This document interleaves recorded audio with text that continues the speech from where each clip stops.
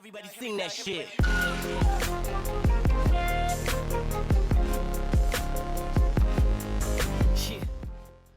Welcome to another episode of the Breakdown Podcast. And I'm nervous today. We have a superstar in the building. Chris Kirkland, ex-Wigan, Liverpool, England keeper. How you doing, mate? I'm good, mate. Yeah, I'm good. Obviously, it's testing times at the minute. Really testing times, surreal times. It's, hopefully we never have to go through anything like this again. But for now, we've just got to make sure that we get through it, we stay safe and, stay indoors, listen to all the guidelines. But yeah, it's certainly making things tough. Yeah. So I wanted to specifically talk about your anxiety, mental health story, because it's like I wasn't fully aware of it until I did some research. But in 2017, you became public and said that you were struggling with anxiety, depression. Was it, how long before that was it going on? Was it a thing that you experienced as a kid or? I'd never liked, I've always been a home person, so I never liked being away from home. I never liked being out of my comfort zone. But it started in 2012 when I moved to Sheffield Wednesday. Yeah. For 11 years, when I moved to Liverpool in 2000, was at Liverpool for 5 years, then moved to Wigan for 6 years and lived in the same area, lived in the same house, had the same routine, did things, everything was set sort of thing. I knew my daily routine and then I moved to Sheffield Wednesday and obviously had to travel, get up early and travel like people do to go to jobs. I was leaving at 5:30 in the morning to beat traffic and panicking about beating the traffic, getting stuck in traffic on the way home, not getting home till late. And then, so it started from there, just started eating away at me a little bit, the winter days, mornings when it was dark and freezing and traveling on my own in the car. It was tough and it sort of started taking over me. The first year we started Sheffield Wednesday was the football got me away from that. So for the 90 minutes I played every game the first season, and that 90 minutes sort of made me forget about it. But as soon as the whistle went, I just couldn't wait to get in the car and get home, which was wrong really. But I said many times before, if it wasn't such a great club in Sheffield Wednesday, the staff there, they didn't know there was a problem. Andy Rhodes, the goalie coach, who was amazing with us, knew there was an issue. They thought it was to do with my wife, because back then I thought I couldn't come out and say it was me because I thought I'd lose my place or whatever, or embarrassment or whatever. Nothing had ever been spoken about by a sports person before, really. So we said it was my wife. So Andy Rhodes and the club were brilliant. They gave me days off when I needed them, or without having to travel and stuff like that. And without that, I'd have walked a long time before I did. Did you? Go on, mate, sorry. Did you consider the options of just not speaking out about it? How long was you mulling over that decision? Until I come out in 2017. Yeah. So a long time. It was it was a long time. 3 years. To be honest, the 3 years passed quite quick. First 2 years of football, first 18 months of football, sort of my release, and then the last 6 months of the second season, it was hard to focus in games. My form dipped a bit. And then the third season, they bought Kieran Westwood in, and he was going to be the number one. And I was happy, to be honest, because I didn't have the pressure then of having weekends, which is wrong again. I've always played football. And I was going to sign again from in the 2015-2016 season, because, as I said, everything about the club was amazing. The staff, the players, the fans were just incredible with us. But I was in my training gear, ready to sign them first day pre-season, and I just couldn't do it. I just said I needed to be closer to home. I thought being closer to home would reverse the cycle, would make me feel better and getting back to it, but it didn't. By then I was just too far gone. So I went to Preston for a year. Really struggled when I was there. Then in 2016 I went to Bury, signed for Bury. Shouldn't have signed for them because I just didn't want to train, didn't want to play, didn't want to do anything. I just thought, the professional side kicks in, something I've always done. But then I ended up leaving there after a month and saying that I need. So contacted the PFA and said, "Look, I'm in a bad way. I need some help." And that's when things started to gradually get better. Then, but I didn't get to the bottom of it. I went to the PFA, which they were great. Michael Bennett was superb. The PFA helped me a lot, but didn't really get to the problems. And it wasn't until 6 months or so ago that I went to a rehabilitation centre for my mental health. and that's really when then I started. The people there at Parkland. It was at Parkland Place in North Wales. So I knew I needed to go somewhere to get to the bottom of it. Obviously, the sporting chance is through the PFA. But I rang them up and said, "Look, I'm in a bad way. I need help." Mm-hmm. But the waiting list was like 3 months to get in, and I thought, I need somewhere now. So me and my wife, Leona, just got on the internet, Googled places, came up with this Parkland Place, which was about an hour away from home, which again was a bit of comfort knowing it weren't too far away. Yeah. Went there and they were amazing with us. I went there, I had no intention of staying over, because it's one of these, they accommodate the person. So if you can't stay over for whatever reason or didn't want to, then you go there during the day and then go back there the next day, sort of thing. So, but in the end, I was staying over more than I came home because I felt comfortable. I felt it was helping. We were talking at night to, the other guests outside. We all had cups of tea outside at night. It's a beautiful place where it is in North Wales. It's Colwyn Bay, so I mean, it's overlooking the sea. It's just a brilliant place, and that really fixed me up. And sitting here today, it's the best thing I could have done. Yeah. What was the response from like fans and other players when you did talk about mental health back then? Because like you say, there weren't many people talking about it. No. I mean, when I first went out in 2017, obviously the press were all over it. I went down to St George's and do like a release day down there. But again, I was getting help, but it wasn't really working. It was I still knew there was an issue. Felt a lot better, and for 6 months I thought, I feel good here. And it starts to slowly creep back in. You miss football, you miss the routine. You miss what you've done for 19 years, the dressing room. You had a structure. You had every day you had a structure. You knew what time to train. You knew what time to eat. You knew where you had to be, and everything sort of planned out for you. And I started to really miss that. And then I just started to slip back in again. But it wasn't about 6-8 months ago I thought I'm slipping back in here. I don't want to go this way, and that's why I knew I needed to go into a place to proper get to the root of things and get help. And Parkland Place were just incredible, really incredible. So I guess like when you first spoke about it, like sport, because you hear a lot about sports psychologists and stuff. Was that any help back then in the days? There weren't really anyone about in the clubs then. It was just when it over from 2012 to 15, it wasn't really spoken about. It was it's only been in the last 2 years really that mental health is spoke about regularly now, more or less every single day, which is great and needs to be, because it's not something you can do like a passing ship in a night, do it every month, or do a day every 6 months. It needs to be every single day, and particularly now with what's going on with this coronavirus. There's going to be a lot of people. There's going to be a lot of people struggling. Yeah, I've been saying that for a while, like, because my issues with anxiety started because of elevated stress. So, like, I'm concerned that there's that many people out there. So the longer we're in lockdown and the less people can earn and stuff like that, like, if their stress levels peak like mine did like 15 years ago, who's to say that we're going to have so many more anxiety disorders and depression set in? You're right, mate. These are unprecedented times, isn't they? I mean, this is just what we're going through at the minute. It still seems so surreal. It really does. Yeah, but I mean, we'll talk about it tonight. We've been on lockdown now for nearly 6 weeks. Because our daughter, when it first came out, our daughter showed a few signs. She got sent home from school. She had a cough. She was fine. She didn't have it. But obviously then we had to isolate. And then when we were isolating, the lockdown was enforced just as we were coming out of it. So but we're all saying now it's almost becoming normal, which is not good. It's the first 2 weeks were really hard. It was like a real shock, and it was like, oh my God, like you said, you start thinking, when am I going to be able to go out again? When am I going to be able to do this? When am I going to be able? And you start but now it's almost in a bad way, because this is not normal. It is becoming slightly normal. What the lockdown, we know what you do every day now. When you get up, you can go out and do your exercise, but you're in the house 23 hours a day. Yeah. So what do you do with yourself now? Do you like coaching and stuff like that? Are you into coaching?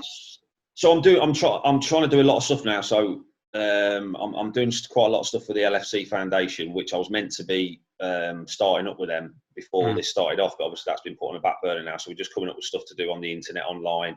I've been doing a lot of FaceTime calls. So I was on Sunday. I was a bit down Sunday, and I thought, what can I do Monday to pick me up again? So I put a tweet out on Sunday night saying, look, I'm going to do FaceTime calls to any keepers, any age, young or old, that want any advice or just want to chat for 5 minutes. I've been doing that the last 3 days. It's been brilliant. Really has. Been speaking to some real great characters, some lads that are just obsessed with football, which is great to see. So I've been doing that. Been doing lots of exercise, been walking the dog. I've got a walk bike in the house. I've been doing that. Yeah. Just been trying to keep busy, but we've been trying to spread things out over the course of the day instead of like waking up and getting everything done and then you've got 6-7 hours doing nothing. Yeah. We sort of spread things out. Yeah, I bought a remote control car. So when I was a kid, I love remote control. Yeah, I love remote control cars when I was a kid. So I bought one of them. So we've got a driveway. We share like a cul-de-sac with people, and we've got a driveway to take the dog out, and he chases the car, and it's So you just try and come up with different stuff that you've not really done.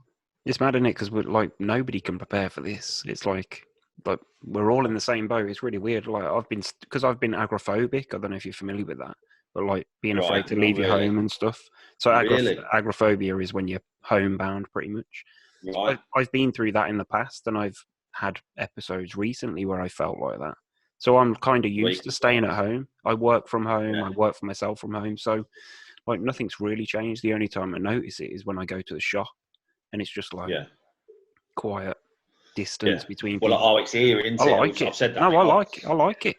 You like that, do you? Yeah. Oh my word. Well, I'm a little bit.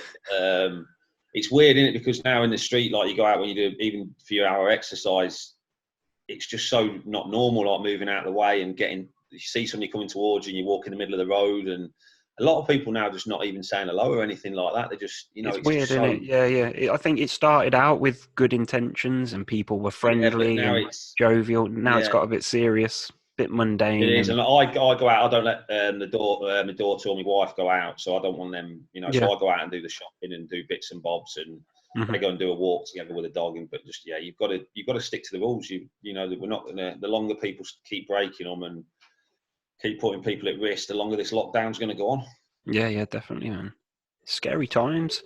Let's get back to anxiety for a minute. Yeah. So I wanted to ask you about like trips into Europe and stuff like that. Like, how did you cope? Because you were saying like the journey to Sheffield was a bit too much. So European ties. They were fine, When I was, because it didn't really. I mean, I always liked being at home, but I never had an issue going away. I couldn't wait to get home, but it never stopped me doing things.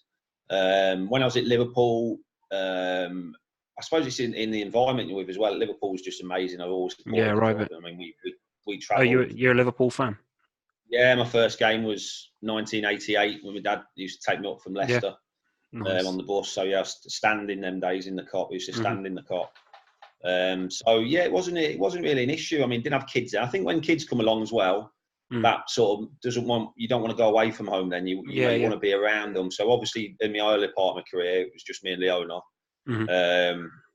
And she volunteered and did a lot of stuff at Liverpool with disabled people and stuff like that. So she kept busy. But yeah, it wasn't an issue really. It wasn't an issue till Lucy come along in 2006. And I didn't like leaving home and stuff like that. But at Wigan, we weren't in Europe or anything like that. You went away pre-season. You got to the final of a couple of cups, didn't you?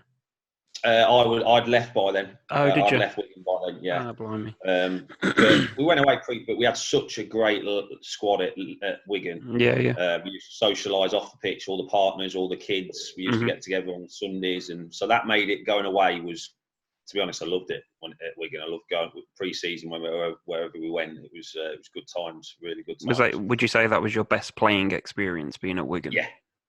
That's where I played my best. Of the 2006 to 2009-10. That's really where I played my best football. And were you with Liverpool when they were in Istanbul? Yes, I played in the early rounds, played in the Olympiacos game, but then unfortunately got a bad injury and missed the. I thought so. Yeah. Yeah, missed the semi-final, missed the final. But we were out there. We went to Istanbul. Yeah. So we were all, me and my wife were out there. But yeah, I mean, again, at Liverpool, as I said, we didn't have Lucy then. But it wasn't until I moved to Sheffield Wednesday where the travelling got to us. And, just totally out for 11. Like I said, for 11 years, I had a routine. I knew what I was doing every day, whether it was at Liverpool or Wigan. I was 15 minutes from Liverpool, 15 minutes from Wigan. Training times were similar. Yeah. Knew exactly what your days off were. Mm-hmm. You know, every Wednesday, Sunday, you weren't training. And then all of a sudden, these things, it just turns upside down. Completely turns upside down. I guess it's stress related again, isn't it? It was. You just stress. started eating away, and there'll be some mornings where you get home later because of the traffic, and then you think, "I've got to set my alarm again now for 5:15 for tomorrow." And then you're thinking, "I've got to go to bed at 8, half 8, or I'm going to be shattered." And your mind just races, and it sort of took over, and gradually ate away at me for while I was there for 3 years. But as I said, I thought moving closer to home when I moved to Preston, which is just up the road, thought that would reverse the cycle. But by then I was too far. Yeah. You'd learn those behaviours, and I was thinking, like, because being a goalkeeper is a thankless task usually. Like, one error, you make an error as a keeper, and it's like spotlights on you. But if you miss a sitter as a striker, and it's forgotten. So did that ever play on your mind, like mental health? Did you ever get affected by press coverage or did you not make mistakes? When I was younger, didn't bother me at all. No. Just wanted to train, wanted to play. People will say I want to move to Liverpool, the pressure, didn't feel it at all. Yeah. I was younger then. When you're younger, you're fearless. You just want to play, you want to train, you're not bothered at all. It wasn't until I got over 30, probably when I was at Wigan more, you're playing, we were near the bottom of the league for a few seasons, and you relegation battles, it does mentally take it out of you. It's not just because the football, it's because, if you get relegated, people lose their jobs. Yeah. People at the ground, and we were very aware of that.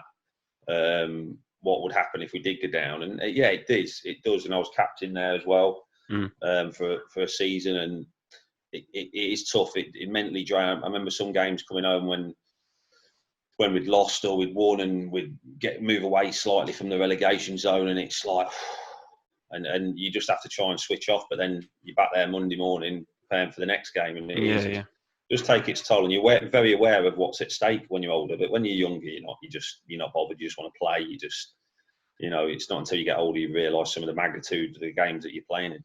Yeah. Well, I'm used to seeing relegation battles. I'm a Birmingham City fan. So it's like, it's my dad's fault. We had some tussles with them over the years. I remember, great days when we were back in the Premier League. Oh dear. So in 2019, when you had the relapse thing, was there any reason for you reaching that point? Because if it all started back again, just having no structure really, just having. I mean, I retired obviously in 2016, and when you retire, you think, I'm going to go on a load of holidays, and we did that, and we did all this stuff, but then it becomes boring. You miss doing stuff, you miss having that routine every day, and getting up for a purpose and stuff. So obviously, I did my own academy, started bits up with there. Did do a lot with Liverpool TV, which is great. Liverpool as a club have been amazing. Yeah, really have. They've gone above and beyond. Got very good relationships with people there. So I go to all the games. Lucky enough to go to the games, work at the games, and do the 18s. The academy, Liverpool Academy, is just up the road from us, 5 minutes away. So, everyone at the club's been amazing. But I just needed that structure. So I needed to. Sorry, my daughter's just coming. I needed to have a routine again and just get doing something. So now, obviously, once we get back to things, I'm going to be doing stuff for the foundation and doing a lot of charity stuff, doing my Goalkeeper Academy, and because I need to be doing stuff, I need to be busy. If I don't do anything, then it's good that you've identified that though, because otherwise, I mean, I guess a lot of people probably struggle when they retire from the game. It must be they do. That change in lifestyle must be absurd. Oh, it is. Like I said, it just completely does a 180. Do you have other players reach out to you now, because you've spoken out about it? Yeah, loads of players, past, present. I mean, the PFA. I think the PFA. 3 years ago, there was 130 people asked for help through the PFA, really? Past and present players. Now it's up to 700 this season. Yeah, and is the help there? Yeah. More help? There is more than there was. There's still got a long way to go. Like I said, when people need help for whatever it is, mental health, addictions, or whatever, obviously it's a sporting chance, but the sporting chance is all sports, and they only take four people in at a time. Right. So when I rang them, it was a 3-month wait, and you can't wait that long. When you're ready to go into these places, you have to go there and then. Yeah, definitely. So speaking with the PFA, they know that this is why Parkland Place is a great place. They they can get in there straight away.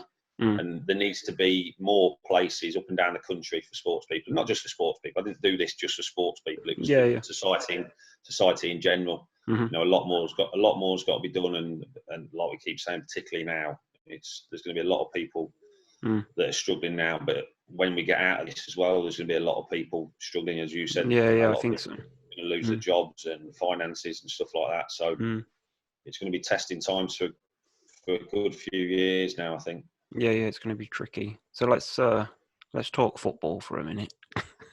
I'm sure my subscribers will appreciate. Like, is this the best Liverpool team we've ever seen? Yes.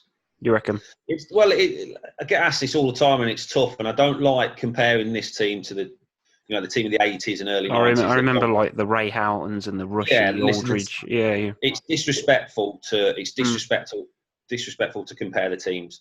The team of the 80s that I grew up watching and early 90s, let them be legends like they rightly are. And this era today is totally different, and let this era today be what they are. You can't. It's impossible to compare what if you played that team back then, who would win. It's disrespectful to say that. They deserve all the success and legendary status. I mean, I grew up watching them play, and I'm lucky enough now to work with a lot of the players that I watched growing up.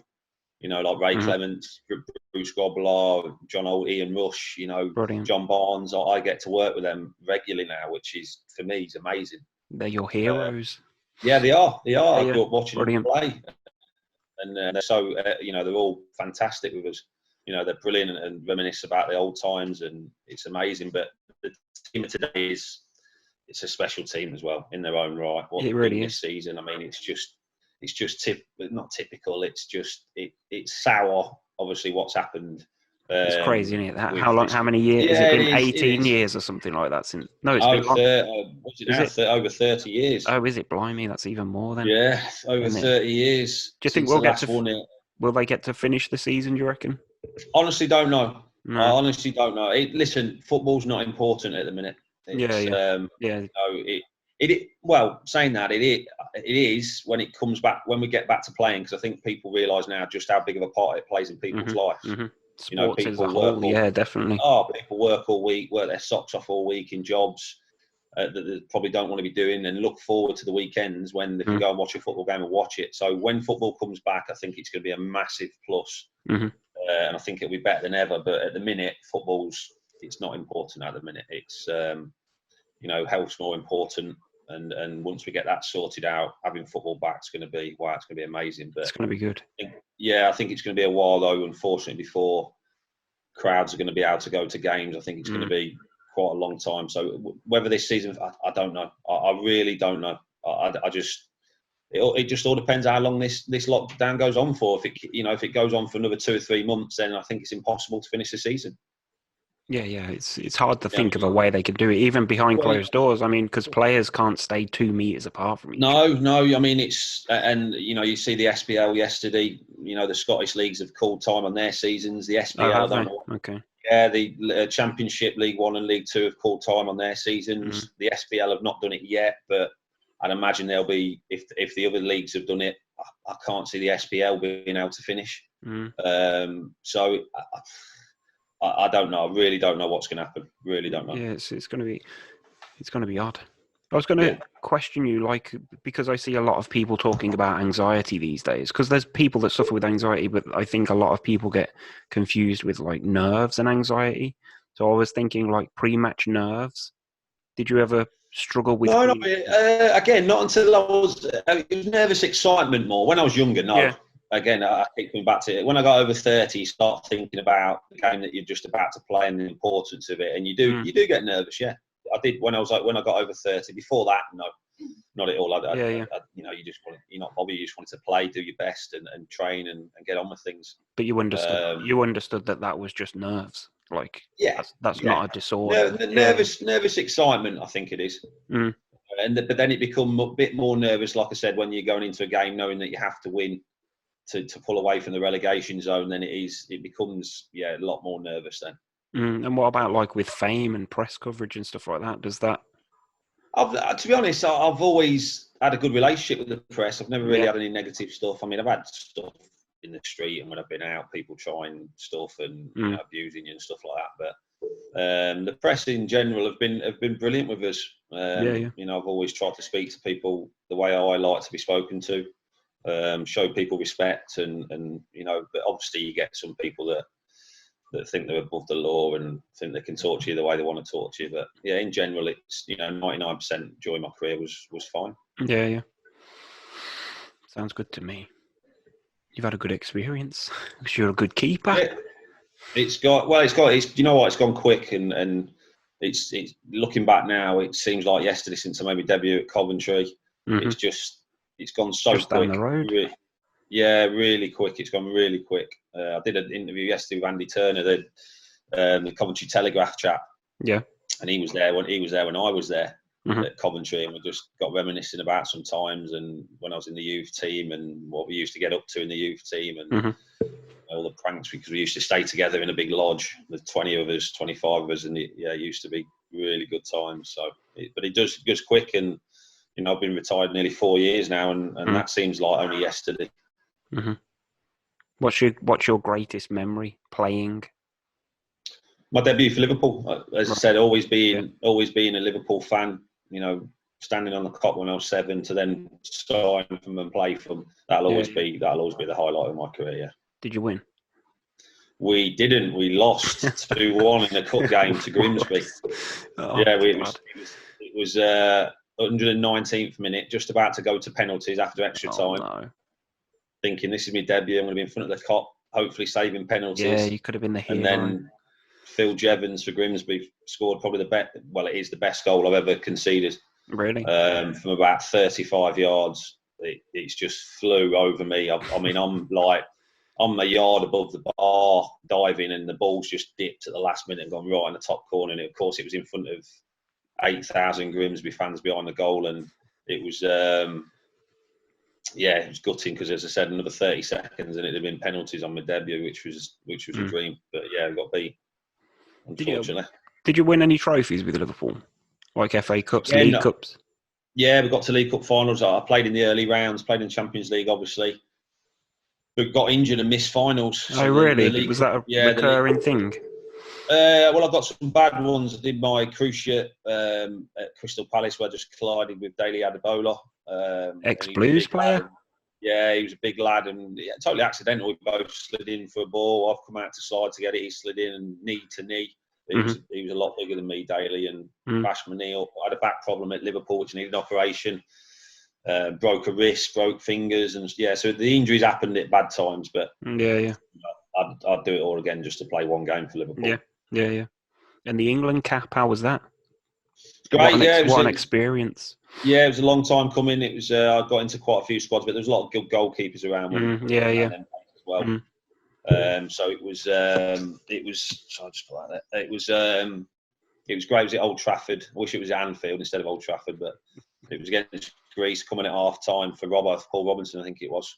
So yeah, finally glad because it was been building. It'd been sort of happening for a couple of years. I was in squads, thought I was going to play, and then I got injured or played the other keeper. But then when it finally happened, it was good. And then it was just before I moved to. Well, I'd just gone on loan to Wigan, and the game was on the Wednesday before the first game of the season on the Saturday, away at Newcastle, I think it was. So it was a major boost for us, going into that season with Wigan. Yeah. And I started off really well with Wigan. I think that helped massively, just having that confidence of playing for England a few days before. Yeah. How long was you with Wigan? I was there 6 years. Really? Good experience. 6 years at Wigan. So we had first 4 years were great, and then the last 2 years I didn't really play much. Roberto Martinez come in and got a different goalie coach, and my form just dipped. I just got a foreign goalie coach, lovely chap, but the training just wasn't for me. Something had gone just totally different to what I'd been used to all my career with English goalkeeper coaches, and it just wasn't just wasn't what I needed. But the first 4 years under Paul Jewell, and I had Gary Walsh as my goalie coach, Nigel Spink as my goalie coach. You know, probably the best time was under Steve Bruce, when Steve Bruce, ex-Blues manager, I think he left you actually to come to us, didn't he? It's quite possible. Yeah, he did. He left. I'm sure he left Birmingham to come to us. Yeah. And then we had McLeish, I think, after that.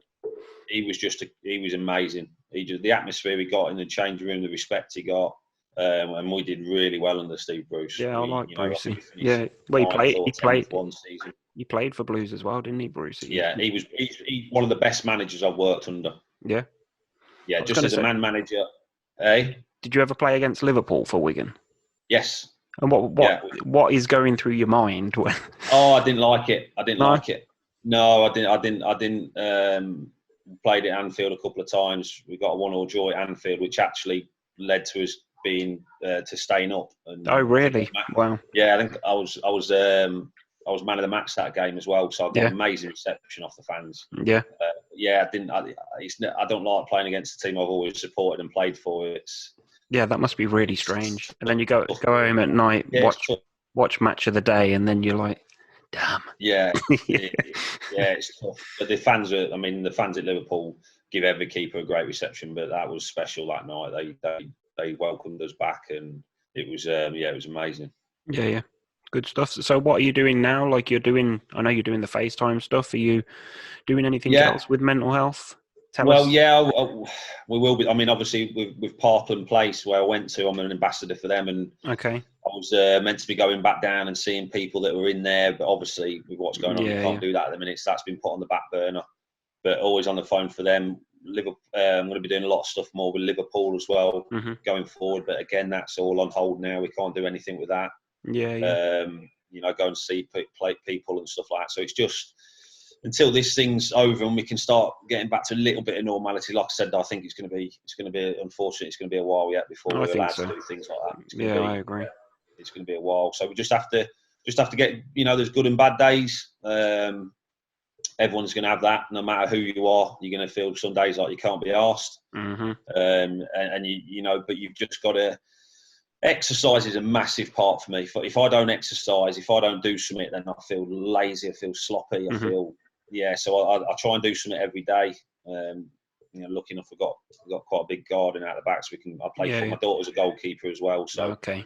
She, I've been training her and trained yesterday in the garden. So we have to wait until the sun goes down a bit though, because our garden's a bit of a sun trap, and we don't like the sun. Can tell my nose is proper. Me and my daughter don't like the sun, so we have to wait till it's shaded a little bit before we do bits out there. But just trying to doing lots of stuff like this. I'm going to be doing the FaceTime stuff. It's keepers, but I'm going to be starting doing stuff for mental health ones as well. So I'll probably put that tweet out next week sometime. If anyone is struggling. In fact, I'm calling somebody today. Actually, I got a private message last night. A lad that said that he's really struggling at the minute. He's in on his own. So I'm going to give him a call in a bit later on this afternoon. I'll be doing that. But it's great for me as well. I like talking to people. I like listening to people. I went through a stage when I was going through it where I didn't want to answer calls. Didn't want to talk to anyone, didn't want to go out, just didn't want to do anything, just wanted to sit there and do nothing, and that obviously magnifies the problem. Makes things worse. So in you actually reaching out and speaking out, you've seen that it's therapeutic, so now you're massively doing that's why thing. That's my advice to people now. Just talk, even if it's for a couple of minutes, just talk to someone.